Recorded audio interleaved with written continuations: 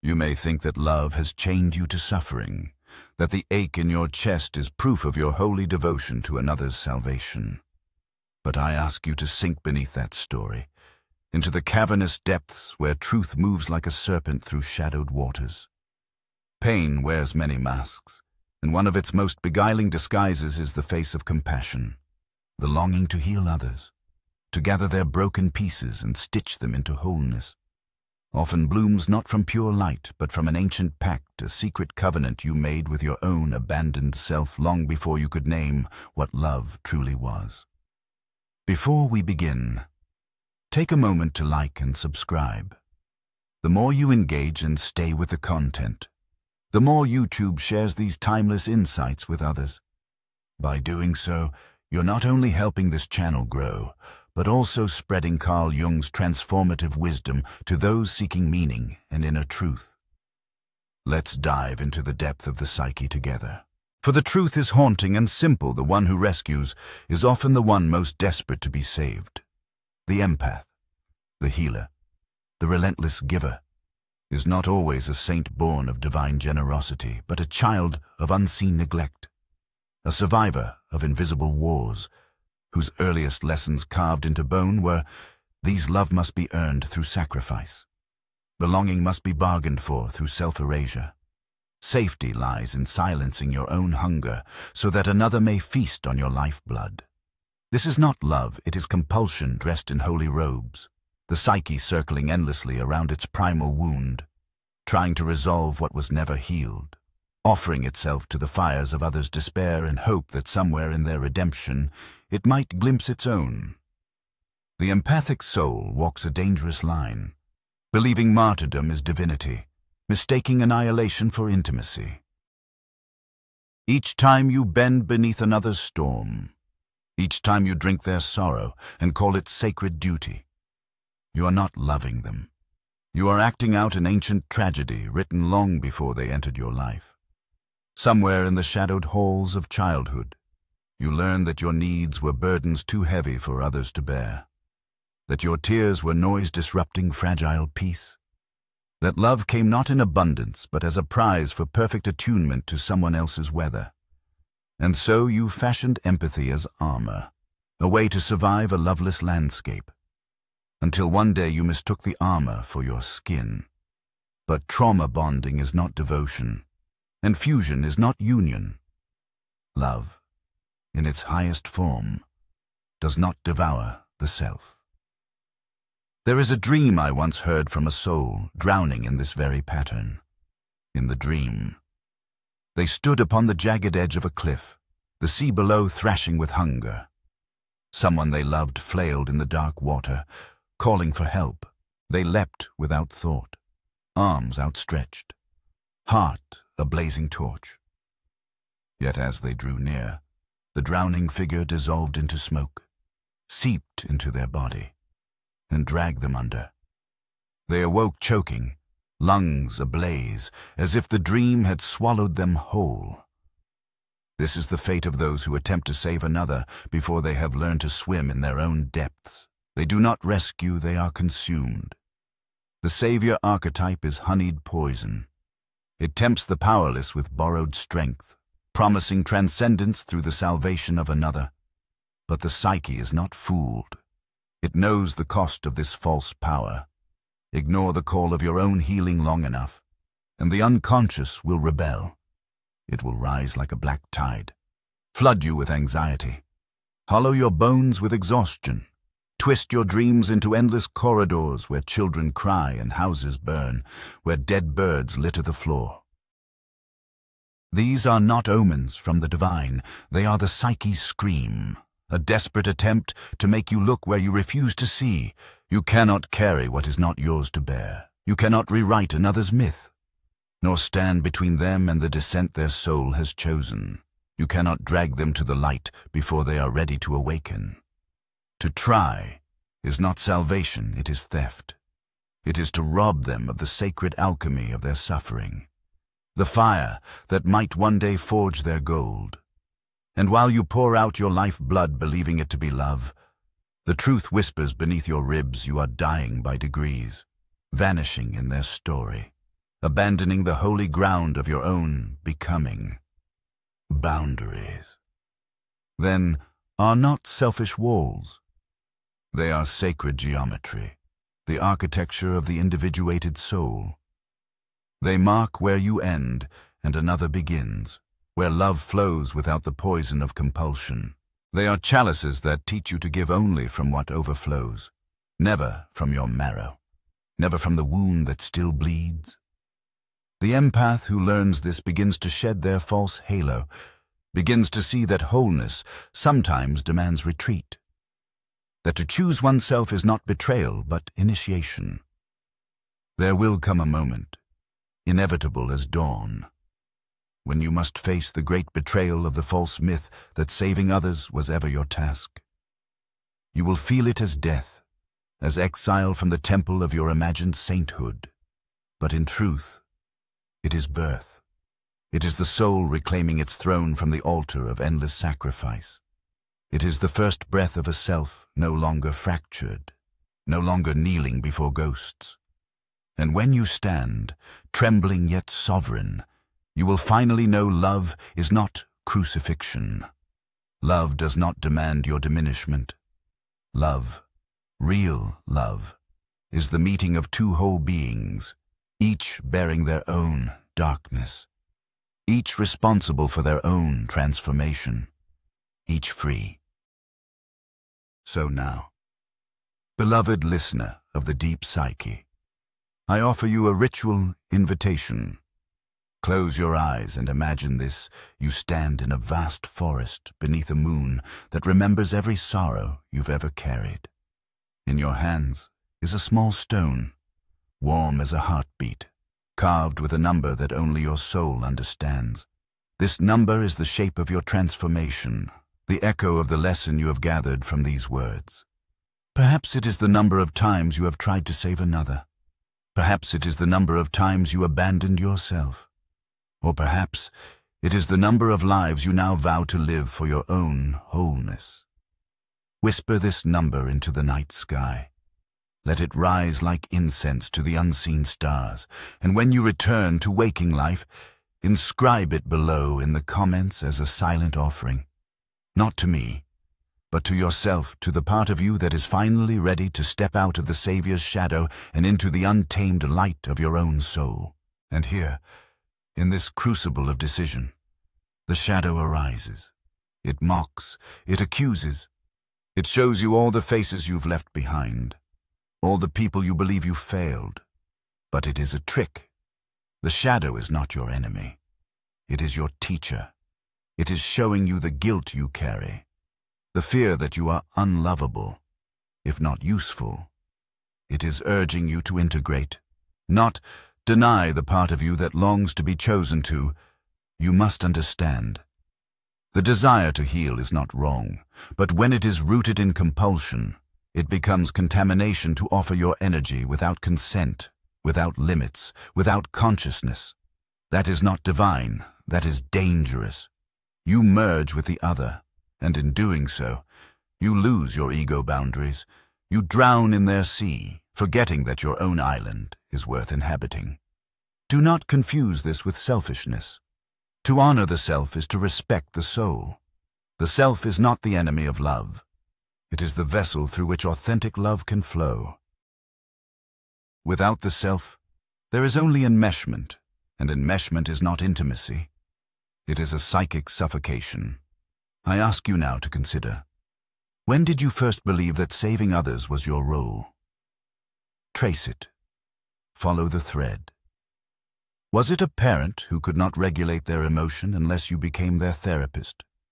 Was it a partner who only offered love when you carried their weight? Was it a culture that praised martyrdom and punished individuality? These are not random patterns. They are psychic imprints. And unless brought to consciousness, they will govern your destiny like silent tyrants. You cannot save them. You were never meant to. You can love them, pray for them, offer truth, but you cannot descend into the underworld in their place. You cannot substitute your healing for theirs. That is not empathy.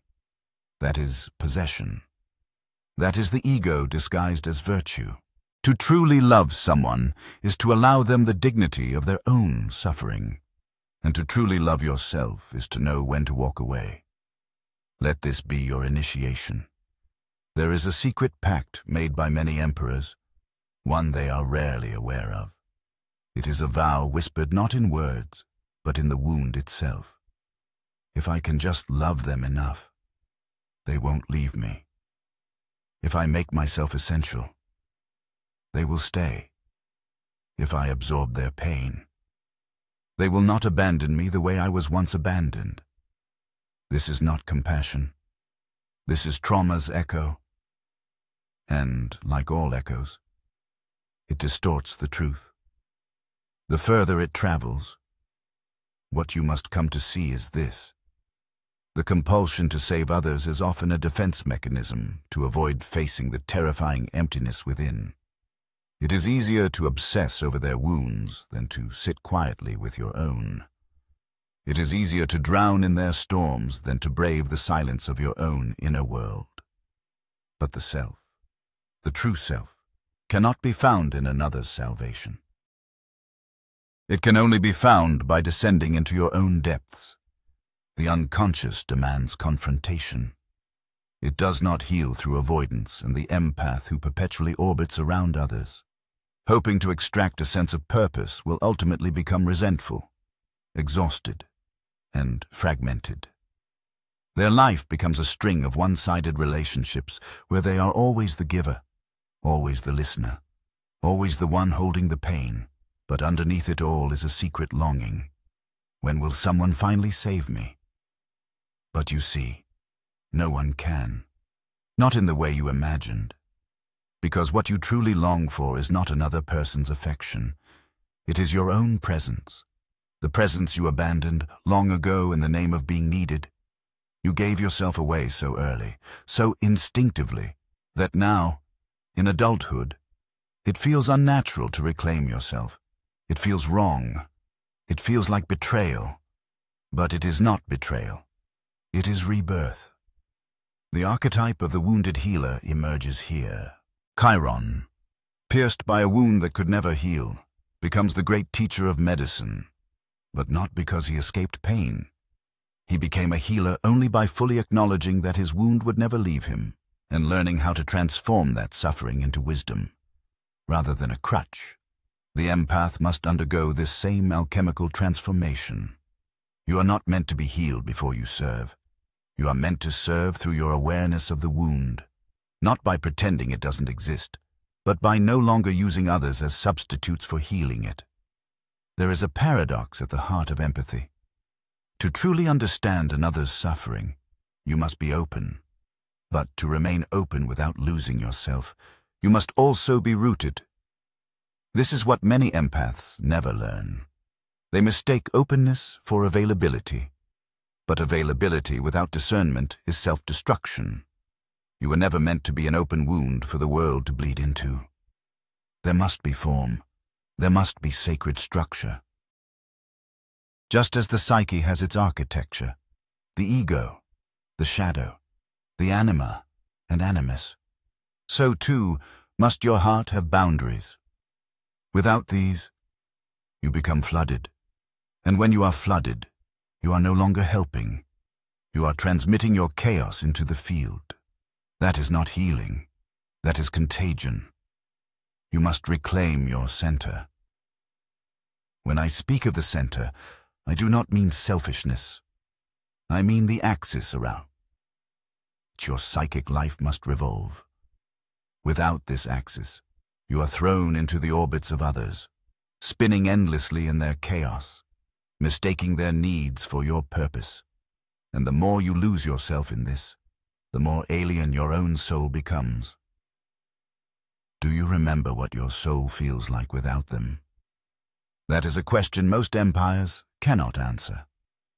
Their sense of self has become so enmeshed in others that they mistake emotional fusion for connection. They feel needed and call it love. They feel useful and call it devotion.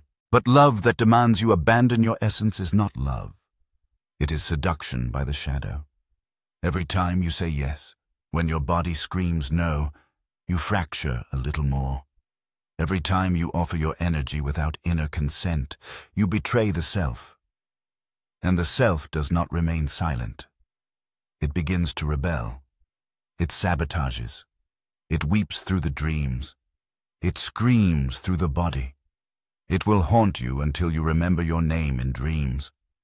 I have seen this betrayal symbolized again and again. A house with no doors. A mirror that reflects no image. A child locked in a cellar. These are not mere symbols. They are psychic truths. The house is the self unguarded, unprotected. The mirror is the ego shattered, invisible. The child is the core. You abandoned in the basement of your own being. And so I ask, who are you without their pain? If this question terrifies you, you have your answer. You have made yourself a vessel for their suffering because your identity depends on it. But your soul is not here to be an emotional landfill. Your soul is here to become radiant in its fullness. You cannot do this while carrying the weight of 10 other lives. You were not built for that. Even Christ fell under the cross. I once worked with a woman whose dream revealed the truth more clearly than any words could. She dreamt she was dragging a cart up a steep mountain. Inside the cart were the people she loved, her partner, her children, her friends, all of them asleep. As she pulled, her feet began to bleed, her back cracked, but she would not stop. Finally, she collapsed. When she turned back, the cart was empty. They had all disappeared. She had dragged an illusion. That is what happens when we take on the work of others. They may not ask it, but we offer it hoping it will buy us love, loyalty, permanence. But true connection cannot be earned through suffering. It must be mutual, reciprocal, energetically sovereign. If they are not awake enough to rise, then your descent will not save them. It will only bury you. So you must learn to say no, not from bitterness, but from sovereignty. No to the conversations that train you. No to the entanglements that rob you of clarity. No to the roles you never consciously agreed to play. Each no is a yes to yourself. And that yes, when spoken with integrity, has the power to realign your entire life. I do not say this lightly. I know the guilt that comes with choosing the self. It is ancient. It is archetypal. The empath believes they must choose between being loved and being whole. But this is a false dichotomy. Love that demands your fragmentation is not love. It is bondage, and it must be cast into the fire. Individuation demands sacrifice, but not the kind you have been taught, not the sacrifice of your essence, not the slow leak of your soul into the hands of the unready. The sacrifice is your fantasy, the fantasy that you can fix them, the fantasy that if you are good enough, needed enough, selfless enough, they will finally wake up. The self is born in the ashes of fantasy. You must become ruthless in your discernment, not cruel, but clear. Compassion without clarity is chaos. You are not here to carry their karma. You are here to walk your path. And if they join you, it must be by choice, not by manipulation. If they awaken, it must be from within, not from your constant resuscitation. And yes, some may leave you. Some will accuse you. Some will say, "You have changed."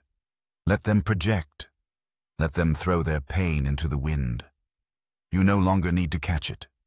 You are not their container. You are not their savior. You are not their scapegoat.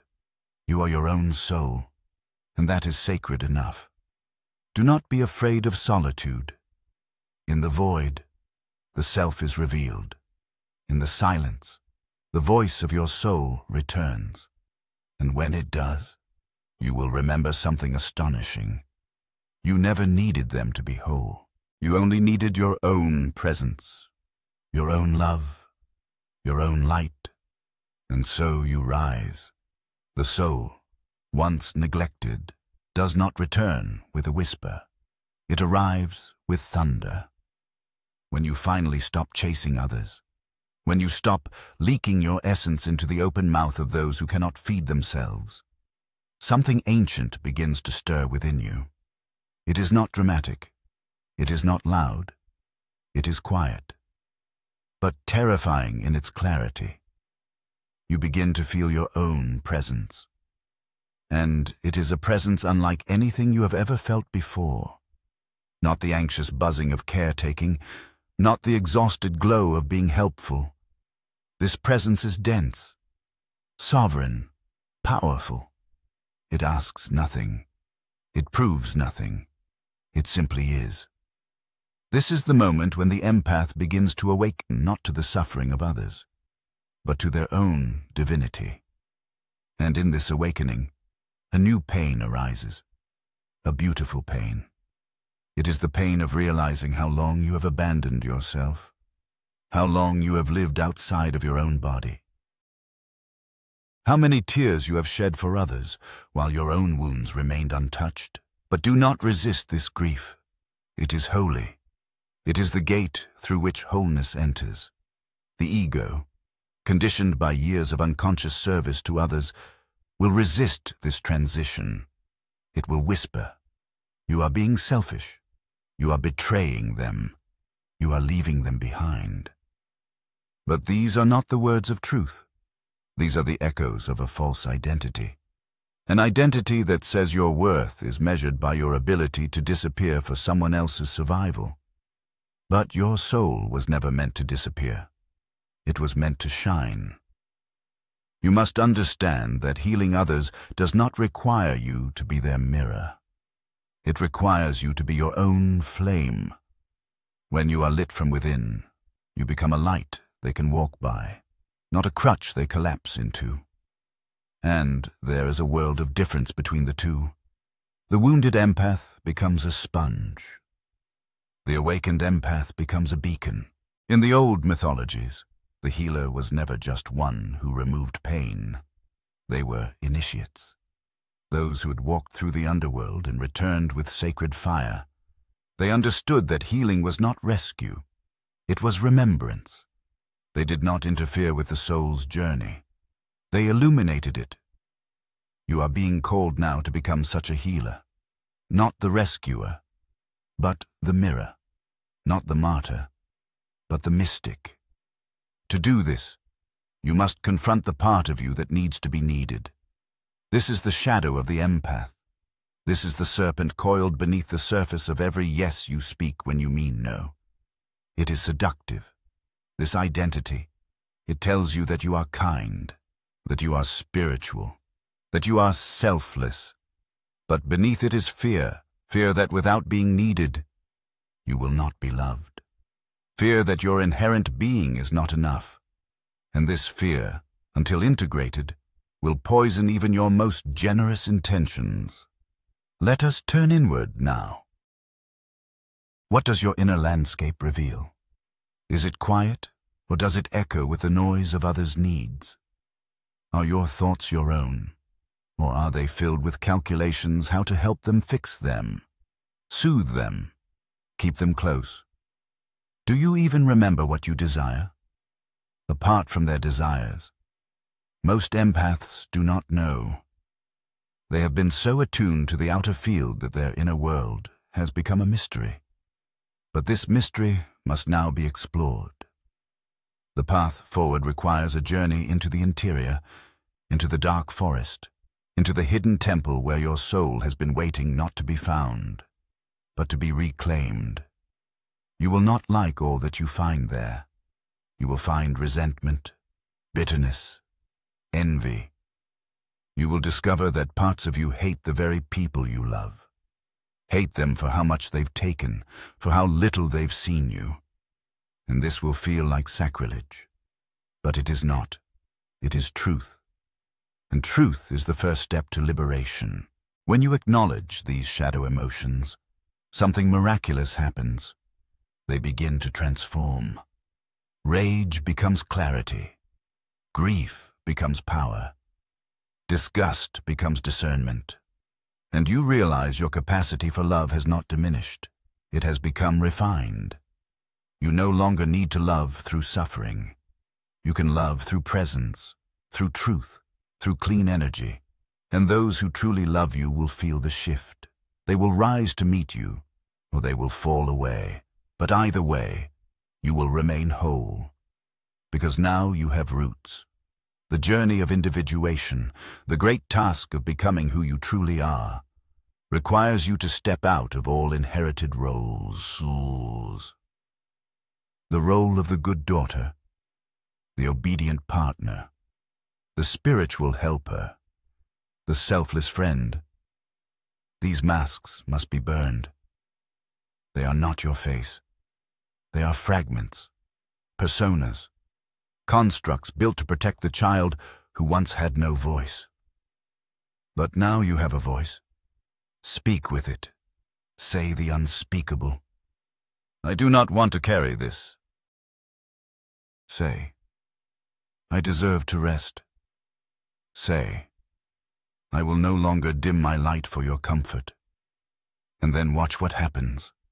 Some will rage, some will retreat, but others will awaken. Your authenticity will ignite their own. Your self-possession will ripple into their field. This is the true healing. Do not fear the loneliness that comes with this path. It is not punishment. It is initiation. It is the soul clearing the space for true connection, for resonance, for relationships not built on guilt, need, or projection, but on mutuality, intimacy, and sacred sovereignty. You are not here to merge. You are here to meet. And meeting requires two whole beings, not one devouring the other. In dream symbolism, the flood often represents emotional overwhelm. The empath is often plagued by such dreams. Tidal waves, drowning cities, broken dumps. These are not random. They are messages from the unconscious. They are saying, contain your energy. Build a dam. Structure your flow without containment. Your energy leaks.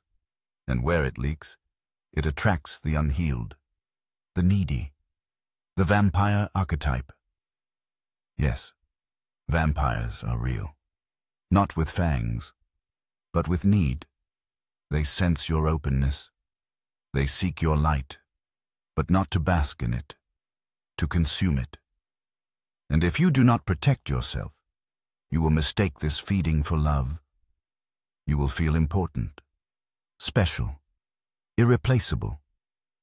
But you will also feel tired, confused, empty. That is not intimacy. That is emotional parasitism. Your aura is not a buffet. You must learn to shield, to say, this is mine, that is yours. To feel their pain without absorbing it. To listen without losing yourself. This is not cold. It is sacred skill. It is psychic hygiene. It is the very boundary that allows you to remain compassionate without becoming contaminated. And here is the deepest truth. You cannot save them because they are not yours to save. Each soul comes with its own curriculum, its own dark nights, its own awakenings. When you interfere too deeply, you interrupt this sacred design. You become a thief, not of their pain, but of their path. Let them fall, let them rise. Love them in the falling, in the rising, in the silence in between. But stay on your path if they join you. Beautiful. If not, walk on. Because the greatest act of love is not sacrifice. It is self-realization.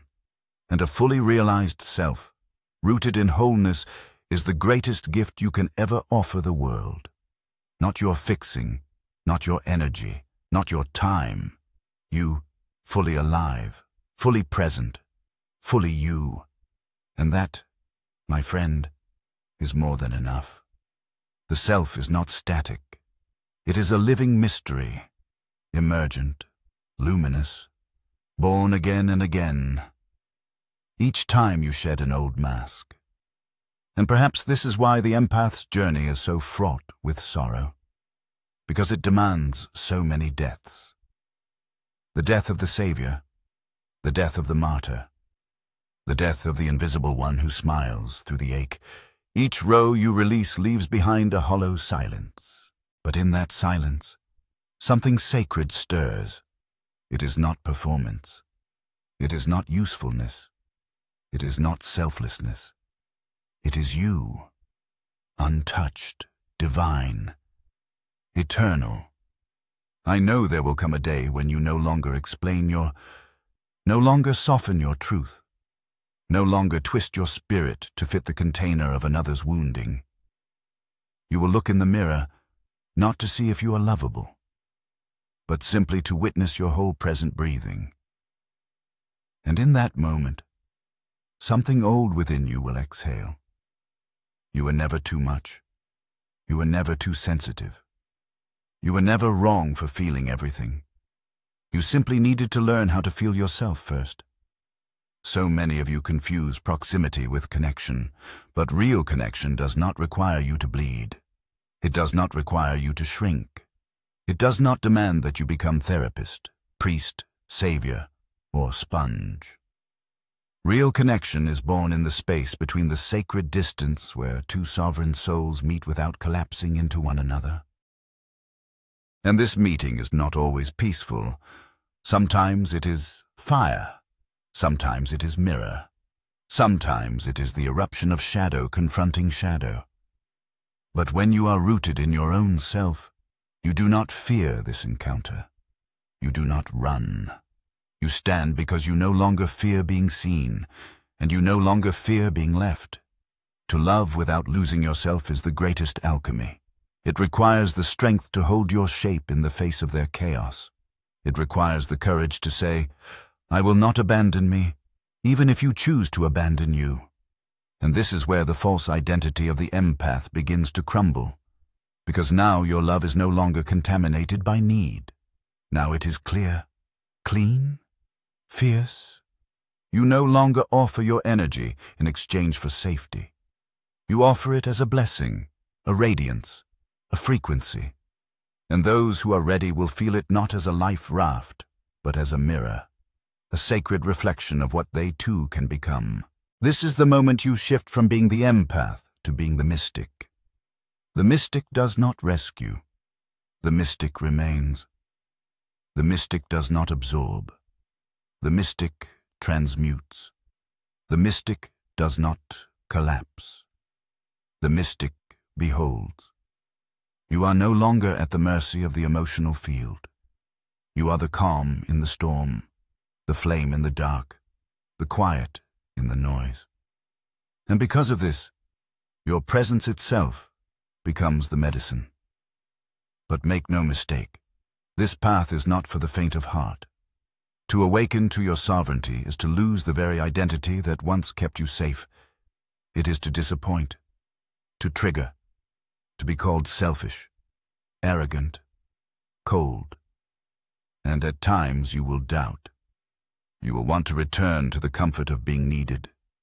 You will ache for the illusion of safety, but you will not go back because once you taste the nectar of your own wholeness, dependence becomes bitter. There is a loneliness that accompanies awakening, a sacred loneliness, because now you no longer vibrate with the same frequency of the wounded. You are no longer magnetized to chaos. Your nervous system is no longer addicted to the highs and crashes of emotional codependency. You seek something quieter now, truer, something that does not require you to earn your place. And yes, this means some will fall away. Let them. Bless them. Their journey continues, and so does yours. You have not failed them by choosing yourself. You have not failed them by refusing to be consumed. You have not failed them by walking away when your soul said, enough. That moment, that sacred moment, when you walk away from what drains you, that is the moment the divine claps in reverence. That is the moment the old chains fall. That is the moment the self begins to sing because you finally remembered you were never here to be the sacrifice. You were here to be the revelation, and now you become the one you needed all along. You sit with your own grief instead of fleeing into theirs. You hold your own heart instead of begging others to cradle it. You forgive yourself not for being broken, but for ever believing you had to be. You become your own sanctuary, and in doing so, you no longer attract the ones who want to feed.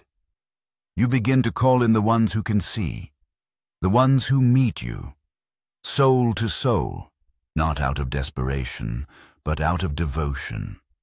You are no longer seduced by chaos because peace no longer feels foreign. You are no longer addicted to suffering because joy no longer feels unsafe.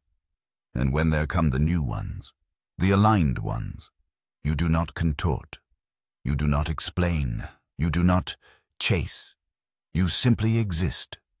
And that is enough because now you belong to yourself. Let this be your truth, written not in books, but in the blood of your becoming. Let this be your mantra. I choose me. Not because you are selfish, not because you are cold, but because you are holy, because your life is a temple and your energy is sacred fire, because your heart is not a battlefield and your soul is not collateral, because your gift is not your suffering, it is your light. Let them rise or let them fall, but you will rise. You will rise in silence. You will rise in truth. You will rise in power. You will rise in the memory of who you were before the world told you to forget.